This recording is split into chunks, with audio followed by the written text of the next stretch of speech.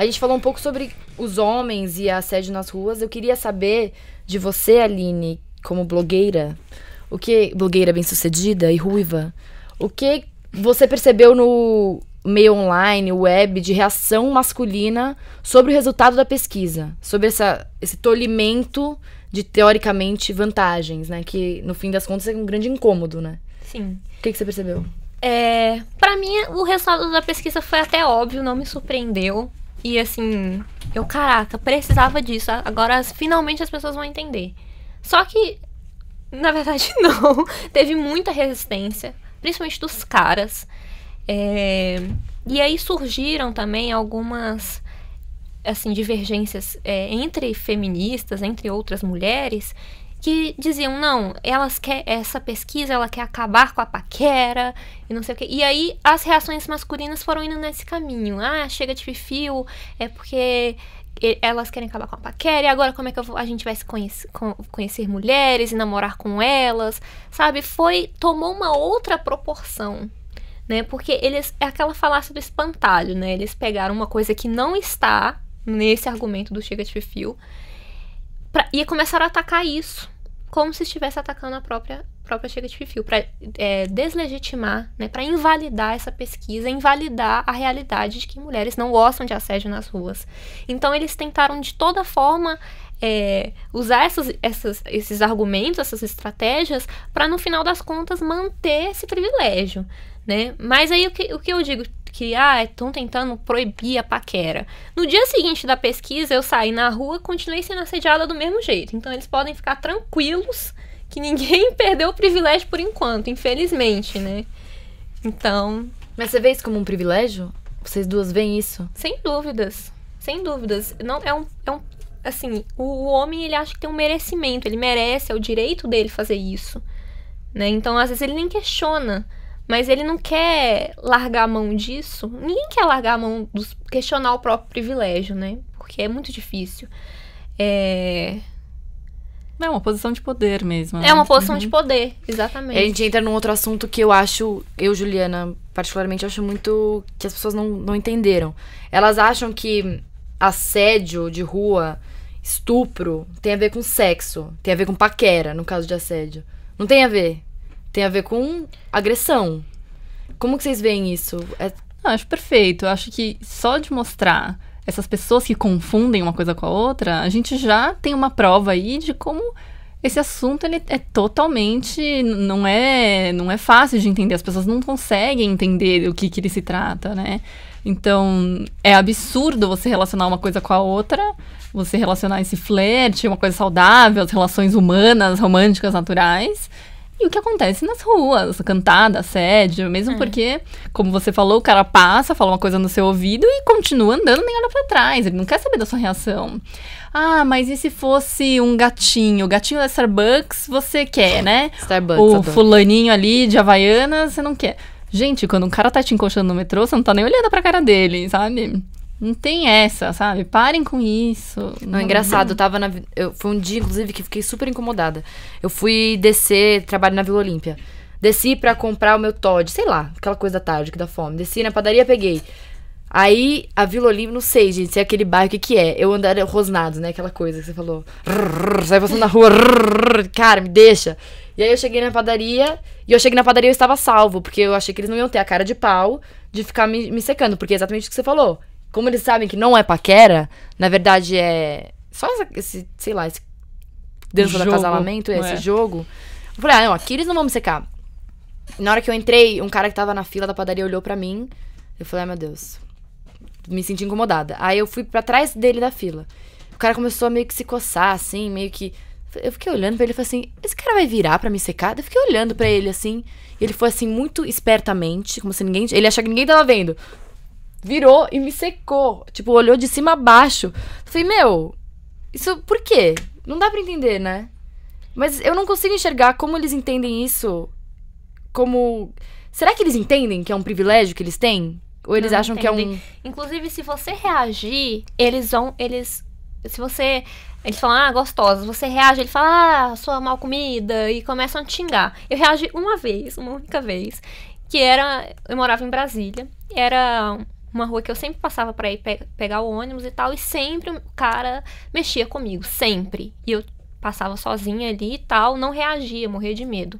Só que aí eu me mudei daquele lugar. E aí eu sabia que era a última vez que eu ia passar ali. E aí que ele via, ele sabia onde eu morava, né? Então eu nunca tinha reagido com medo disso. Então, como eu tinha me mudado, era a última vez que eu ia passar ali, ele falou, gostosa, não sei o que. Eu falei, vai a merda. E continuei andando, claro, não sou boba. E ele começou a me xingar lá atrás. Quer dizer, isso é a prova de que não é paquera, não é um interesse saudável, não é pela autoestima, é poder. Uhum. Sobre a mulher. É muito triste, eu fiquei até mal, você viu minha cara? Uma coisa também, só pra complementar, as pessoas também se apegaram muito a essa parte da pesquisa, onde a gente listava as coisas que os homens falavam pras mulheres, e uma delas é linda. Mas não pode mais nem chamar uma mulher de linda? Minha gente, o mundo vai acabar. Gente, entenda, esse linda, falado no seu ouvido por um estranho, esquisito, à noite, no escuro, isso dá medo, né? E muitas vezes, como mesmo a gente viu aí na pesquisa, o linda, quando você rejeita, ele vira... então vai se fuder, sua vadia, sua mal comida. Vira, assim, o que seria um elogio, em 5 segundos, vira uma violência. Uma agressão, É uma agressão que é só verbal, mas que pode ser física também, como a gente viu aí. O nosso coletivo começou depois que a gente teve essa série de assédios, esse assédio em, sei lá, crônico, que as mulheres sofrem nas baladas aqui na SPM, nas festas da SPM. Mas uma coisa que acontece muito, e que também é uma coisa que motivou a gente a abrir esse espaço, é que as meninas, uma vez que elas rejeitam um cara na balada, é uma coisa assustadora. A gente tem um pouco de medo. Acho que muita menina tem isso, pode até não chamar de medo, mas a gente tem essa coisinha ali no fundo da cabeça, falando assim, não vou falar pra ele que eu não tô interessada. É muito louco, né? Eu não falo na balada, escuta, eu não quero ficar com você. Tipo, eu comecei a falar isso depois que eu virei uma menina confiante, mais velha, etc. Mas eu sempre falava, não, vou ali, já volto. Se você fala não, eles não sabem ouvir não. Eles não sabem. E aí eu queria entrar numa outra parte da pesquisa que fala sobre cantada indiscreta no trabalho. Que eu queria entender, vocês mulheres trabalham, bem-sucedidas, ruiva, jornalista de moda, como vocês entendem essa relação de poder no trabalho? Mulher versus, a gente ama homens, ok, não é versus, mas tipo, mulher e homem, como é que funciona? Vocês já passaram por alguma coisa do gênero? Que possa ser dito, que não vai constranger vocês? Já. Eu sempre trabalhei em áreas que tinham poucas mulheres, sempre muitos homens. Então tem sempre muita brincadeirinha, sabe? Muito pega aqui, invasão mesmo, intrusão no seu espaço.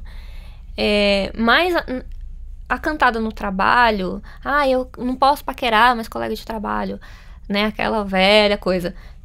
No trabalho, especialmente, você tem que tomar ainda mais cuidado, porque ali tem relações de poder, né? A própria colocação da mulher no mercado de trabalho, que em várias empresas são poucas mulheres, né? Ali já tem uma relação de poder. E se você fizer uma cantada pra mulher e ela... será que ela vai poder reagir? Né? Será que ela vai poder te negar alguma coisa se você for chefe dela? Isso já é um assédio, assim, de hierárquico já, né? Porque ela não vai poder reagir, mesmo se for um colega. Aí ela vai se queixar pro chefe, o chefe é homem, vai dizer, você tá exagerando, não é nada demais, né? Aí... você é dramática, eu vou te mandar embora. Né? Medo de ser demitida, então... instável, sem instável. No trabalho, principalmente, é muito mais delicado reagir e lidar com cantada. Ainda mais essas intromissões. Eu mesma, assim, assim, tinha muito cuidado pra lidar com isso. Porque, se eu for reclamar, vão dizer que eu tô exagerando. Porque eu lembro na escola, isso foi na, sei lá, 7ª série. Que os meninos estavam mexendo comigo, mas não mexendo, porque querem me paquerar. Estavam, assim, me assediando no sentido pra me deixar constrangida. E aí eu fui reclamar pro professor. Professor, fulano tá mexendo comigo. Ele falou, não. Aí ele começou a me constranger também. Então, mas mexendo como? Ele tá falando... E eu fiquei sem graça de falar, mas tá, assim, tá me chamando de não sei o que. E ele falou, não, mas isso aí, ele tá te elogiando, não sei o que. Tipo, resolva com ele. Então, como... sabe? Como você lida? Tem toda uma hierarquia, então você fica ainda mais com medo de reagir, de tomar uma atitude. Então, esse controle que o homem tá exercendo fica ainda mais forte nesses ambientes de escola, de faculdade, de trabalho. No mundo da moda isso existe, Ju? Como é que funciona? Na sua experiência? Só trabalhei com mulher. Yes. Não, assim, antes de trabalhar com moda, trabalhei em outras redações e já vivenciei isso, claro. Claro não, né? Não sei. Talvez sim, né? Acho que tem um número alto aí também das mulheres que vivenciaram isso na pesquisa. Então, passei por isso. Diferente. Nas ruas, eu tenho medo, de verdade. Eu fico intimidada, eu baixo a cabeça. No trabalho, chegava e-mail, eu apagava, sabe? Também nunca foi uma coisa de confronto cara a cara. Acho que isso ia me deixar muito mais constrangida, claro. Então, eu recebia e-mail, apagava, seguia com a vida. Mas acho que é exatamente isso que a Aline falou. Essa cantada, ela tá atrelada com outra coisa, né? Então, a sua posição na empresa, você pode perder aquele emprego, você pode ser, mal vista, como o caso da estagiária da CBN, né? Que era assediada pelo chefe, pelo colunista, e todo mundo ficou sabendo, uma coisa super constrangimento, viralizou na internet. Então, é isso, ela não é só uma cantada, ela também não é só um assédio, né? Ela tem muitas outras coisas envolvidas. E isso no trabalho também, essa questão do trabalho é tão complicada, né? Porque são tantas as coisas usadas para desmerecer a mulher. Eu sempre gosto de dar esse exemplo, por exemplo, um exemplo de apelido mesmo, né? Então, você está no seu trabalho, eu sou sempre a Juju. Por mais que isso seja bem intencionado ou carinhoso, né? Então, é sempre a Juju, a menininha, a mocinha, nananã. Infantilização. Exatamente. Aquela que, né? Não sei o quê, blá, blá, blá, ali no cantinho. E acho que também tem um pouco isso da cantada, de você sempre, né? Deixar como no você seu tá lugar. bonita hoje, né? Que gata que você é, não sei o quê. Mas promoção você não vai ter, porque você é só um rostinho bonito, né? Eu queria colocar um outro prisma sobre a cantada no mercado de trabalho. Eu li um livro agora recentemente da Sheryl Sandberg, que é uma executiva do Facebook, é uma grande executiva do Vale do Silício em geral. Ela era do Google, foi pro Facebook recentemente, e aí ela abriu uma ONG que chama Lean In, pra falar sobre mulheres no mercado de trabalho. O que ela fala é que uma das coisas que refreia a mulher no mercado de trabalho são os homens que têm medo de ser... Porque nos Estados Unidos, não sei como funciona no Brasil, sou muito nova não sei como é que funciona. Mas lá eles têm um negócio chamado de... Eles têm um coach. Então, por exemplo, é muito comum lá que você, como uma profissional mais jovem, se relacione com alguém mais velho, se alguém te aconselha, etc., te impulsiona. Um mentor, exatamente. E aí, ela falou que muitas das mulheres não conseguem ter mentores homens, porque os homens, por ética, têm muito medo de se relacionar com elas e de ser visto como cantada. E aí, como é que vai ficar meu nome no mercado? Como é que eu vou... Não. E aí, entre ser mentor de um homem, de uma mulher, ele escolhe um homem. E aí, quem é promovido, quem acaba tendo portas abertas, etc., é o homem. E eu acho que essa cultura de assédio, de dominação, essa é uma coisa que os meninos... Que eu acho muito importante envolver os homens nessa conversa, porque eles não entendem. Tipo, tem portas que estão se fechando pra mulheres.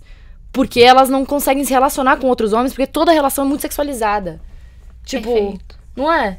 Eu não posso andar na rua, cara, com qualquer roupa que seja. Eu não tô falando, não, que eu sou linda. Que é isso que os meninos muitas vezes falam. Você acha que você é linda? Não, eu não sou linda. Eu tenho uma perereca. É isso que acontece. E aí, por eu sair na rua, eu já ouço esse tipo de coisa. Não, você pode sair toda descabelada, de moletom, do jeito que for. Vão mexer com você. Vão. Gente, eu já fiz o teste.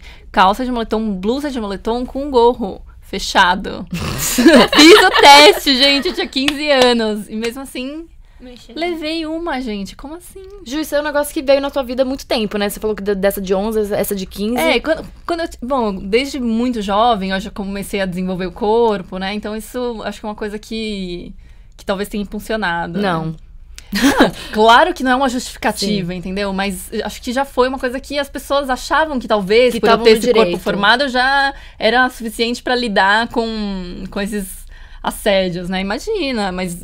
Isso, inclusive, é uma desculpa dos homens, né? Não, ela parecia mais velha. Exato. Então tudo bem, então pode me humilhar. Sou mais velha. Deixo. Né? É tipo isso, né? Mas continua. Isso vem te assombrando, essa coisa de... Não, acho que é uma coisa que sempre me incomodou. E eu também não sabia falar sobre isso, justamente porque se você tenta...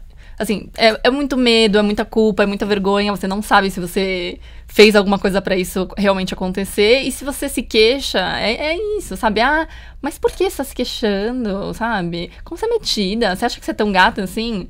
Como você falou, tipo, não acho, sabe? Inclusive, nem sou tão gata pra vocês ficarem me incomodando na rua, sabe? Menos. Calma, galera. Calma. É isso.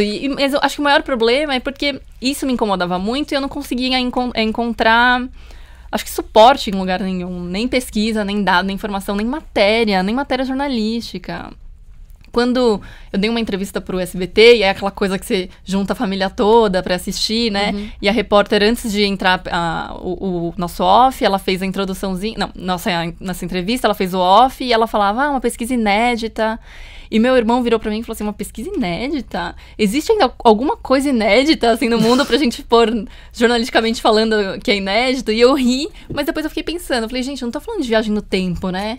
Eu não tô falando de celular com holografia, a gente tá falando de cantada, né? A coisa mais banal que existe, que todo mundo vive, que todo mundo sabe o que é.